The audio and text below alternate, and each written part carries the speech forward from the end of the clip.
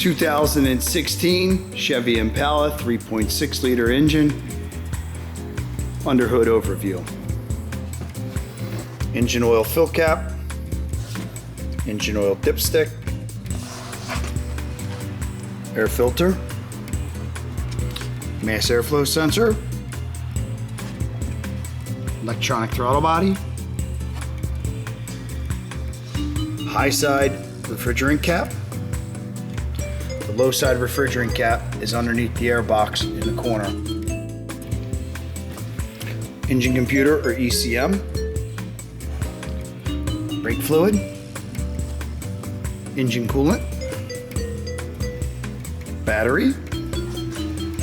Underhood fuse box or power distribution box under hood. Windshield washer fluid.